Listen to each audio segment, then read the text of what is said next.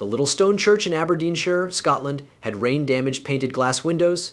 The steady beat of the drops almost drowned out the creaking wooden chairs as guests settled in. The rain outside showed Ian's heart's instability. He gripped a microphone at the podium with shaky hands. He stated something that may change everything with a hesitant breath. Someone arrived late and almost went unnoticed in the dark back row. King Charles. Watch what happens next. This will scare you. Ian tightened his microphone grip. The storm outside seemed angry. He inhaled and started. He looked around and remarked, "Our orphanage, more than 200 homeless youngsters live there. They want better lives." His voice broke. He regained his footing and checked his notes before continuing. "We must close in 2 months. Money is gone." The room quieted. Ian described the school as falling apart, with broken windows, leaky roofs, and a heating system that barely worked in the hard Scottish winters. The kids often didn't have the things they needed stated. "Our efforts aren't enough. The staff hasn't been paid in months, yet they stay for the kids. Let me tell you about Grace's hands were on the platform edges. Grace is 8. She came to us after losing both parents. She likes drawing and aspires to be an artist. Her question is if she will have a place to stay next month. What do you reply?" The audience moved awkwardly. Some people dried their eyes, while others looked suspicious. Ian took his third deep breath. Another tale followed. Liam, a quiet 10-year-old, has never had a stable family. He jumped at every sound when he arrived. Now he smiles. He plays. He hopes again. "How can we maintain hope when we stop?" Ian continued despite the room's subdued mumble. "It's not about numbers or donations. This is about persons. We need aid. Please donate money, time, or anything else. Help these youngsters keep their only family." Hooded stranger in back row stood up. Ian briefly noticed the movement. Something profound about the person despite their facelessness. Ian pleaded no more. You could almost feel his desperation. "We can save this place by working together. Their future is bleak in 2 months without your support." Only the repeated raindrops on the cathedral walls shattered the silence. Ian looked around the audience for optimism as he left the platform. Chairs rushing across the stone floor broke the tension. The covered back rower stood up. There was a commotion, and people turned to look at the weird guy. Pulling back the wet hood was slow. Churchgoers gasped. King Charles. He occasionally attended church services at Balmoral. Charles stood tall and advanced. He said, "I'm sorry for the big entrance to Ian. It wasn't my intention to fuss. I merely came today to listen and learn." Charles then stated something unexpected, shocking everyone.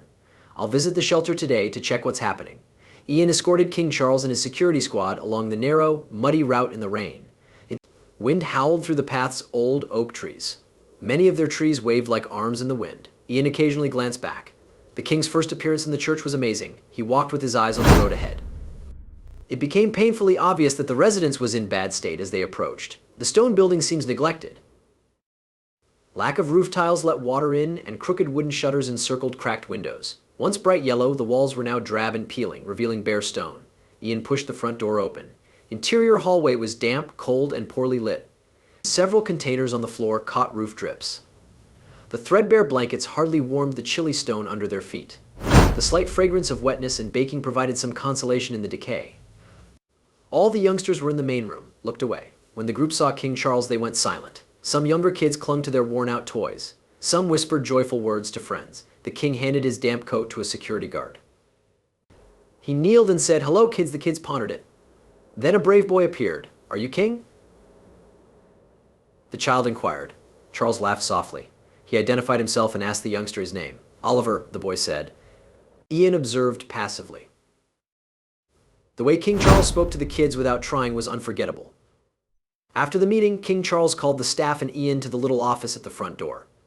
Despite rain on the windows, the inside felt warmer.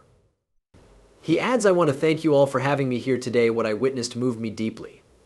Despite your struggles, your dedication to these kids is incredible."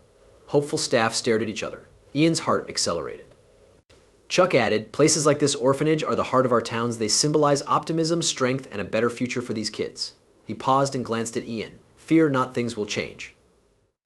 I think this shelter will transform in a surprising way." The room was quiet. Charles was watched as he continued. "No child should fear losing their home, and no town should have to deal with these issues alone."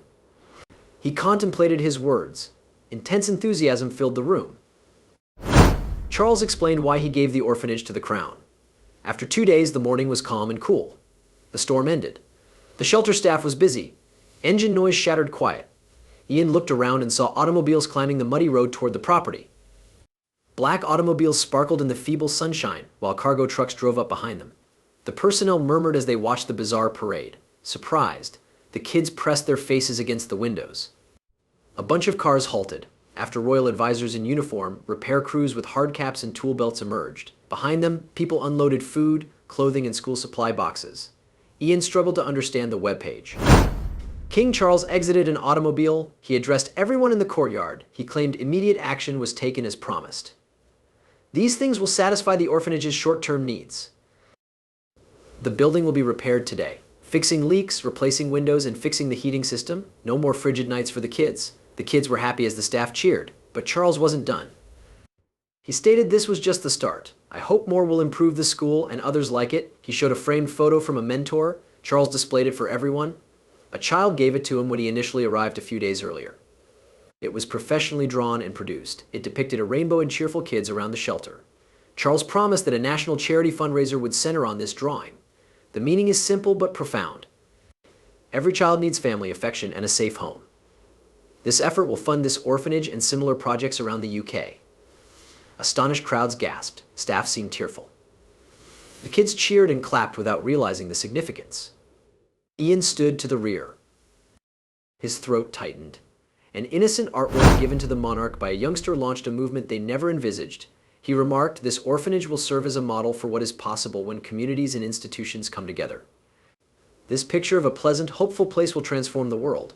Ian's mind raced as he sought to comprehend how huge what was spoken was. The king's help gave people hope in their terrible situation. The king presented Ian to James before leaving. "Hi, James. He'll oversee all orphanage projects and be one of my best advisors." Ian agreed. For a time, he was speechless. "Your Majesty, much obliged." Charles handed him an envelope with a modest smile. "This is for you," he said, getting into his car. After stopping, the convoy slowly marched along the muddy route. Ian waited until the cars were gone before unwrapping the package. An official letter with the royal crest was inside. He gasped for oxygen at those words. "Dear Ian, your bravery and compassion are rare.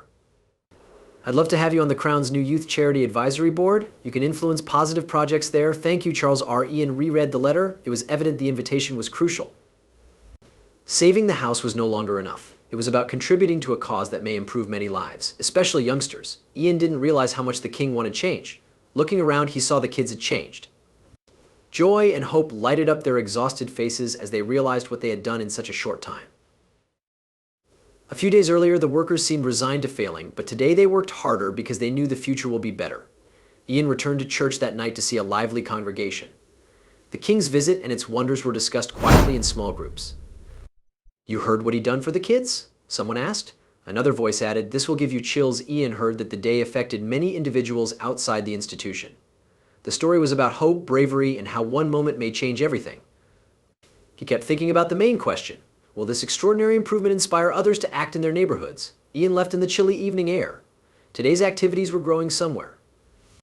Do you think King Charles's actions prove royalty can change lives? Comment what you think. Please explain. Finish for now. See you next film.